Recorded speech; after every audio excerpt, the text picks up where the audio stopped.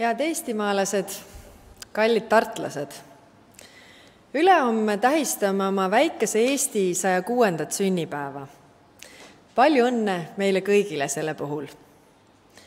Seekord ei pea ma seda kõnet mitte ainult ülikoolilinnas, Emajõe Ateenas, heade mõtete linnas. Ma pean seda kõnet ka Euroopa kõige kultuursemas linnas, Euroopa 2024. aasta kultuuripealinnas. Tartu ja tartlased on parim tõestus sellele, et ka kõige keerulistematel aegadel see saame hakkama, sest me oleme vaimult suured. Meie keel ja kultuur on meid liitnud ja hoidnud täpselt nii, nagu meie 106-aastaseks saava riigi põhiseaduses on kirjutatud, tagada Eesti rahvuse, keele ja kultuuri säilimine läbi aegade. Me näeme nii Eestis, aga tegelikult ka kogu maailmas viimastel aastatel kalduvust rahvusliku isolatsionismi suunas, mille sisu on see, et rahvusliku õitsengu tagab iga rahva enesekeskne eksisteerimine.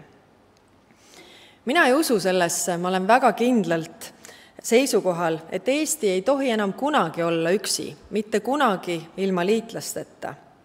Me ei tohi kunagi oma demokraatlikku riigikorda allavett lasta ujuda. Ainult nii suudame säilitada oma rahvust, kultuuri ja keelt. Euroopa kultuuripealinnaks olemine on üks osa meie ühtekuuluvusest Euroopaga, meie kuulumisest lääne kultuuriruumi ja väärtusmaailma. See väärtusmaailm ei ohusta meie eksistentsi, vaid kindlustab seda. Meil on, mida maailmale näidata ja meil on, mida maailmalt õppida. Head sõbrad! Paraku ei koosne maailm praegu kaugeltki mitte ainult helgetest hetkedest. Probleeme on palju nii meil kui ka mujal maailmas. Suures plaanis võib nii meie kui ka kogu maailma mured võtta kokku ühe sõnaga. See on sõda.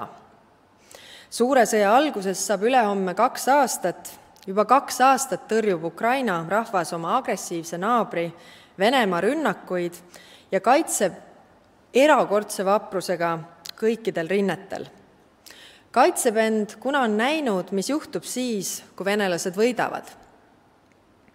Selge on see, et sõja venimine teenib Venemaa huve. Ukraina toetajate hulgas levib sõjaväsimus. Seda on tunda näha nii poliitikute kui ka erinevate riikide elanike seas. On pisut veider rääkida, et me oleme sellest sõjast väsinud, kui meie pole need, kes võitlevad. Ometi on igas Euroopa riigis olemas arvestatav hulk neid inimesi, kes leiavad, et ega see Venemaa ei olegi tegelikult nii hull. Isegi Eestis on poliitikuid, kes eriti ei varjagi, et neile tegelikult ei lähe korda see, mis saab Ukrainast ja ukrainlastest. Vaadake kas või hääletusi Riigikogus ja veenduge ise. Iga kord, kui kuulete juttu sellest, et oma rahvas on püksata ja ukrainlastele antakse viimanegi ära, võite kindlad olla, et jutt ei käi tegelikult ei pükstest ega ka viimasest sendist. Jutt käib ükskõiksuse ja võõraviha õhutamisest. Jutt käib sellest, et mis see meie asi on, mis sellest Ukrainast saab. Mul ei ole see ükskõik. Meie valitsusele ei ole see ükskõik. Ja see ei tohiks olla ükskõik mitte ühelegi eestimaalasele, kes hindab meie iseseisvust. Igal ühel meist on jutuajamised, mis jäävad meid saatma kogu elu. Mul on sellisteks lugudeks minu vanaema ja ema poolt räägitud lood küüditamisest ja elus Siberis.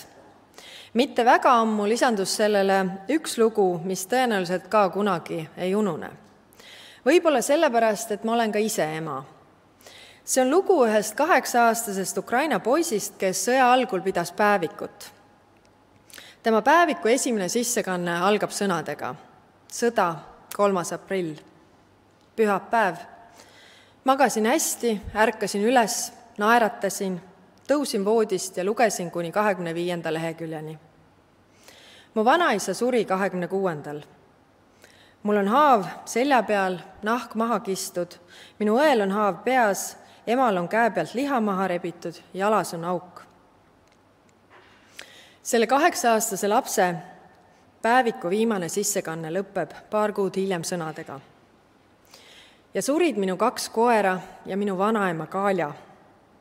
Ja mu armas linn Mariupol on ka 24. veebruarist surnud. Need on ainult 2 lõiku selle lapse päevikust. Mitte ükski laps ei peaks kunagi midagi sellist läbi elama. Ukraina president on sõja algusest palunud lääneriikidelt, sealhulgas meilt, abi, toetust ja solidaarsust. Ta ei ole meilt palunud, et me valaksime verd või riskiksime oma eludega. Ta on palunud meilt, et me oleksime valmis loobuma mõnest oma mugavusest selleks, et anda abi Ukrainale ja ukrainlastele. Nendele samadele ukrainlastele, kes valavad juba 2 aastat verd, higi ja pisaraid ka meie iseseisvuse eest. Head kuulajad, ega meie elu siin Läänemere kaldal ei ole kunagi olnud lihtne, aga ta pole samas olnud kunagi ka parem, kui ta on praegu. Järgmine aasta saab olema veel parem ja nii edasi. See ongi elu mõte. Lennart Meri võttis selle oleviku ja tuleviku nägemuse 97. aastal kokku väga lihtsalt ja väga ausalt.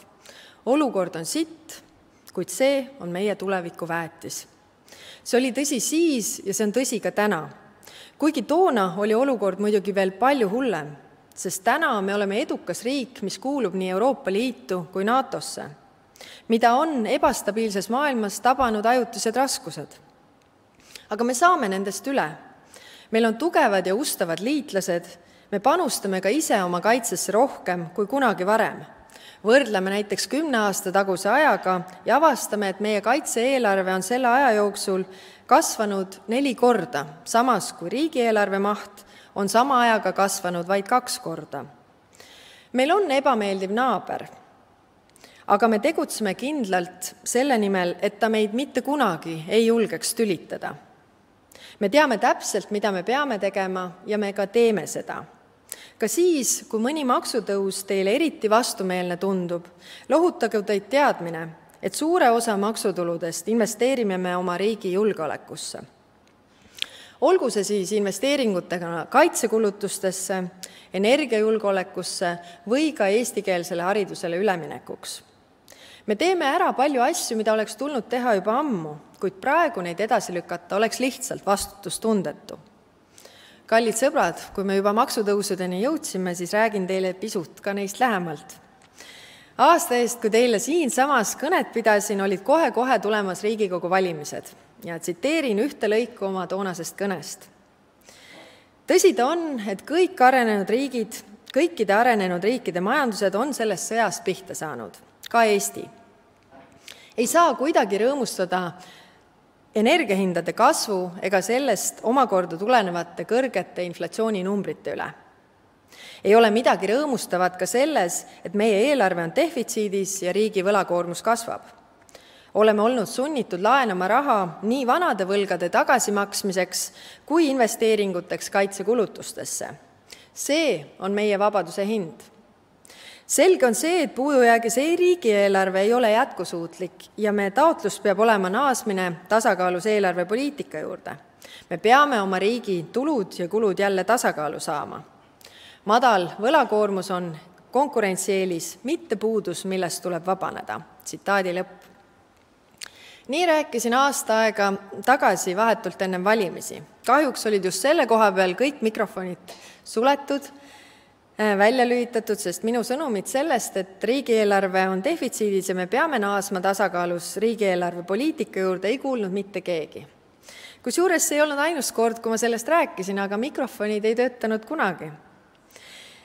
Mille muuga seletada seda tohutut pahameeletormi, mis tõusis peale valimisi uue koalitsiooni eelarvepoliitika vastu. Meid kõiki, aga eriti mind, süüdistati selles, et me valetasime ennem valimisi, kuna ei rääkinud sellest, milliseid makse me kavatseme tõsta. Samuti võiks mulle ju ette heita, et me ei rääkinud ka konkreetsetest riigieelarve kärbetest. Ometi, kui ma rääkisin tasakaalus eelarve poole liikumisest, siis millest muust ma veel rääkisin, kui mitte maksutõusudest, eelarve kärbetest või nende 2 kombinatsioonist.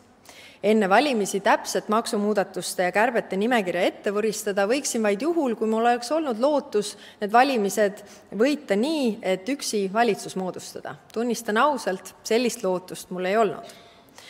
Valimised toimusid 5. märtsil ja selgusid võimalike koalitsioonide moodustamise matemaatilised variandid. Valijate tahe sel korral oli, et valitsuskoalitsiooni moodustavad Reformierakond, Eesti 200 ja sotsiaaldemokraadid. Pärast seda tuli hakata otsima lahendusi probleemile, mille osas valitseb koalitsioonis täielik üksmeel. Meie riigi rahandus on halvas olukorras ja riigikaitse vajab täiendavat raha. Nii nagu juba nentisin, ei osanud valimiste eel pakkuda täpsemaid võimalusi ei maksutõusudeks ega kärbeteks. Siinkohal meenutan korraks meie põhiseadust. Paragrahv 106 ütleb, et rahvahääletusele ei saa panna eelarve, maksude ja riigi rahaliste kohustuste küsimusi. Kommenteeritud väljaannes on selle sätte vajalikkuse kohta öeldud. Peamiseks põhjuseks on vajadus vältida populismi ja rahva hetkemeeleolude ja ajutiste raskuste fataalset mõju. Maksutõusud ei meeldi reeglina kellelegi, ka mulle ei meeldi.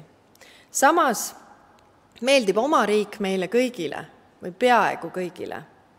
Oma riigi mõte on teha üheskoos asju, mida igaüks eraldi teha ei saa. Selleks tuleb koguda makse, et neid ühiseid toiminguid kinni maksta. Keegi tundmatu heategija ei maksa kinni riigi väljaminekuid, olgu need siis väljaminekud riigikaitsesse, sotsiaalkaitsesse, õpetajate palkadeks või toetusteks. Ja me peame silmas pidama, et valitsus üksinda ei seljata mitte ühtegi kriisi.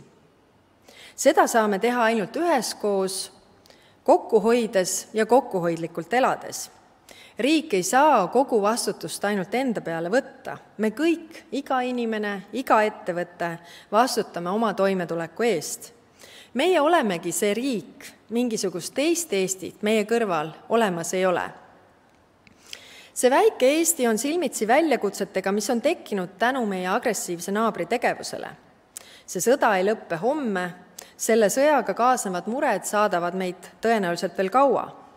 Aga me teame oma kogemusest, et iga kriis tähendab ka võimalusi neile, kes on kiired ja nutikad. Me oleme näidanud oma võimekust kiirete muutustega kaasa minna ja neid vedada. Käesolev kriis on selgelt esile toonud suuri vajakajäämisi kogu maailma kaitsetööstuses. Usk igavesti kestvasse rahusse on uinutanud paljusid riiki ja ettevõtteid, kes peale külma sõja lõppu uskusid, et ajalugu ongi sellega otsa saanud. Ülesärkamine sellest unest on kaasa toonud kiirelt kasvanud vajaduse tarkade relvasüsteemide järele. See võiks olla ka suur võimalus Eestil jälle kord näidata oma võimekust. Droonid, tark laskemoon, mehitamata sõjamasinad, need on näited ainult mõnedest relvadest, mille edukaks tootmiseks meil on head eeldused. Me oleme võimelised langetama kiireid poliitilisi otsuseid, meil on olemas ettevõtlikud inimesed ja nutikas tööjõud. Eestisse investeerimise vastu on viimasel ajal huvi üles näidanud mitmed suured rahvusvahelised kaitsetööstusettevõtted. See võiks anda olulise tõuke meie järgmiseks majandusarengu hüppeks. Hiljuti ütles üks ärimees, et me eestlased vingume ennast vaeseks. Tegutseme seekord vastupidiselt ja rügame ennast rikkaks. Kallid kaasmaalased, ma olen tänase seisuga olnud peaminister 3 aastat ja 27 päeva. Kogu see aeg on Eesti ja tegelikult kogu maailm sammunud ühest kriisist teise. Mitte ühelgi neist päevadest ei ole ma saanud ärgata tõdemusega, et nüüd on kriisid läbi. Ma ei räägi sellest mitte kaastundet otsides, vaid tegelikult meile kõigile kaasa tundes. Sest esimene kriis algas veel aasta enne minu ametisse astumist, nii et kokku oleme elanud juba 4 aastat permanentses kriisis. COVID, energiakriis, sõda, inflatsioon, majanduskriis on üksteisele järgnenud, üksteist võimendanud ja paraku lõppu ei ole veel näha. Lisaks on meil ka üks kohalik kriis, millest on vähem räägitud, aga mis mõjutab meid kõiki tegelikult rohkem, kui arvata võiks. Ja see on parlamentarismi kriis. Alguse sai see möödunud aasta Riigikogu valimistest, mille tulemusi kaotajad erinevatel põhjustel tunnistada ei ole tahtnud.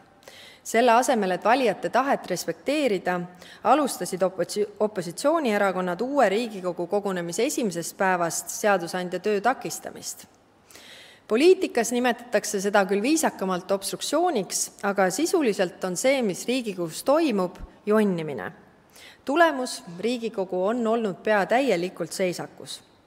Riigikogus ei saa algatada ühtegi seaduseelnõud, kuna kõik eelnõud uputatakse massiliste muudatusettepanekute tulva alla. Seepärast on praktiliselt kogu seadusloome algatamine läinud valitsuse õlule, kelle ainuke päästerõngas on valitsusele põhiseadusega antud õigus siduda hääletused valitsuse usaldusküsimusega. Samas, selle sagedast kasutamist ei salli president. Riigikogus on endiselt pausile panduna teist lugemist ootamas paarkümmend eelnõud, milledele opositsioon on esitanud kokku 3000 sisutühja muudatusettepanekut. Nende läbihääletamine võtaks 7–8 kuud. Üks ootele pandud eelnõudest on näiteks Venemaa arestitud varade kasutamine Ukraina hüvanguks. Me oleme olukorras, kus opositsioon nõuab, et vaatamata valimiskaotusele viidaks ellu nende poliitikat või kui seda ei tehta, siis korraldatakse erakorralised valimised. Risk on suur, et kui see olukord mingil mõistlikul moel ei lahene, siis olemegi olukorras, kus erakorralised valimised järgnevad üksteisele ilma, et nende tulemused midagi muudaks. Ja inimesed muudkui kaugenevad demokraatiast, kuna tundub, et niimoodi ei saa küll mitte midagi tehtud. Kui autokraatia tundub parem valitsemisvorm, siis tuleb lõpuks keegi, kes selliselt ka valitsema hakkab. Aga sellest ei ole kunagi tulnud midagi head. Paraku on areng liberaalse demokraatia suunas viimastel aastatel tõsise tagasilöögi saanud nii kogu maailmas kui ka Euroopas. Selline taandareng muudab maailma ebaturvalisemaks, sest demokraatlikud riigid oma lahkarvamusi sõjalisel teel ei lahenda. Ainuüksi see teadmine peaks olema piisav põhjus meile kõigile, mitte kunagi enam kordamaks neid vigu, mida tegid meie poliitikud eelmise sajandi 30-ndatel. Head kuulajad, minult küsitakse päris tihti, et miks ma poliitikas olen ja kuidas ma sellele vastu pean. Kui eriti musta huumoriga sellele küsimusele vastata, siis võib ju appi võtta ühe Juhan Viidingu luuletuse viimase salmi ja see kõlab nii. Pea vastu veel mõnikümmend talve ja hinge riismed välja sureta ja kui sa viimast korda ära kolid, siis sinu ainsa eluaegse palve me unustame, ole mureta.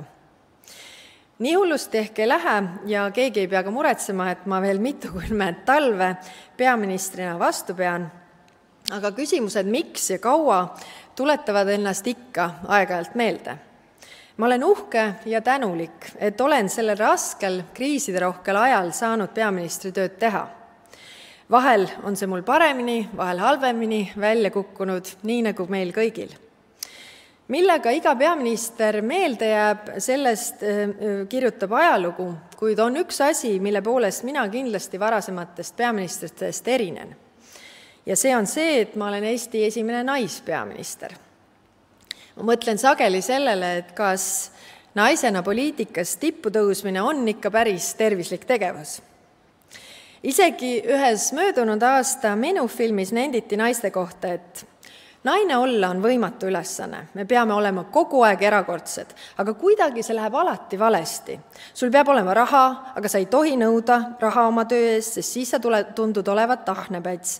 Sa pead vastutama meeste halva käitumise pärast, mis on ju iseenesest rumal. Aga kui sa sellest räägid, oled hädaldaja ja mängid ohvrit. Ja sa pead olema alati tänulik. Sa ei tohi kunagi jääda vanaks, olla ebaviisakas, uhkustada millegagi, olla isekas, kukkuda, eksida, oma hirmu välja näidata, sa ei tohi unustada oma kohta. See kõik on liiga raske ja vastuoluline ja keegi ei anna sulle selle eest medalit ega täna sind. Ja päeva lõpuks selgub, et sa mitte ainult ei tee kõike valesti, vaid oled ka kõiges süüdi. Tsitaadi lõpp. Ometi on meil Eestis üle poole elanikkonnast naised. Naiste potentsiaali kasutamata jätmine on ühiskonnana lihtsalt rumal.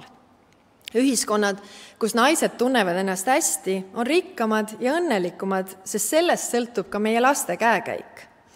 Naiste hääle kuulamine toob kaasa võrdsema ühiskonna, kus kõigil on hea elada. Praegune aeg nõuab meilt kõigilt, eriti aga poliitikutelt, julgust ja otsustavust. Praegu ei vaja me ümmarguse jutu veeretajaid, praegu on vaja tegutseda. Me kõik võime tegutsedes eksida ja me kõik oleme ka eksinud. Sellegipoolest arvan ma, et parem on eksida, kui mitte midagi tehes ennast eksimuste vastu kindlustada. Ka mul on loomulikult hetki, kus ma kahtlen. Peaministrina leian ma samas, et mul ei ole õigust loota, et kui probleeme ignoreerida, siis nad lahenevad lihtsalt iseenesest. Ei kao nad kuhugile, pigem kasvavad veel suuremaks ja nende lahendamine muutub veel keerulisemaks ja veel kallimaks. Kõik me oleme tõenäoliselt tuttavad Shakespeare'i Hamleti monoloogi algusega, olla või mitte olla. Vähesed on jaksanud selle monoloogiga lõpuni lugeda, sest tegelikult räägib see monoloog ängist otsustamise ees. Lõpp on nimelt järgmine. Nii kaalutlus teeb pelgureiks meid kõiki ja südiduse loomulikust jumest saab nukra mõtte põdur kahvatus. Ma olen südamest tänulik nende 3 aasta ja 27 päeva eest, mis mul on antud Eesti peaministrina teenida.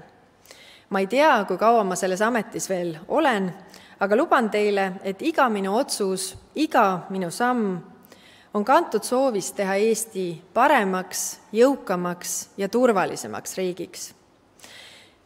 Ja ma luban teile, et ka tulevikus saavad just need kaalutlused olema minu tegutsemise pidepunktid. Parem, jõukam ja turvalisem Eesti. Soovin meile kõigile palju õnne, vastupidavust, otsustavust, kaitsetahet Eesti Vabariigi 106. sünnipäeval. Aitäh!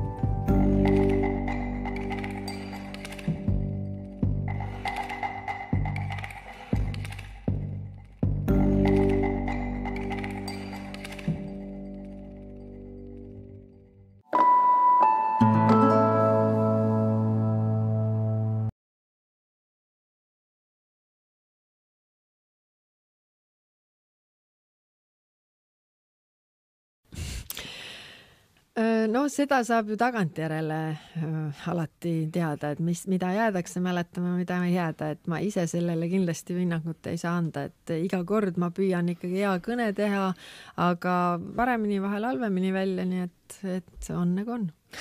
Ei, ma ei vaata, et me ikka tähistame vabariigi aastapäeva ja see on siis tähistamine nii, et telekat küll vaatama ei hakka. Aga minu arvates ma püüan seda ise teha ja ma loodan, et seda teeb ka president, et võtta maha seda ärevust, mis inimestel seoses selle sõjaga ja kõige sellega julgeoleku olukorraga on. Et jah, see julgeoleku olukord on äärmiselt keeruline, aga meil on plaanid, me tegutseme, me sellepärast investeerime riigikaitsesse, sellepärast me peame neid läbirääkimisi ka teiste riikidega, kuidas Ukrainat aidata, kuidas seda agressiooni kohe peatada, kuidas külmutatud varasid kasutada, mis nagu kõik paneks seda sõjakäiku muutma.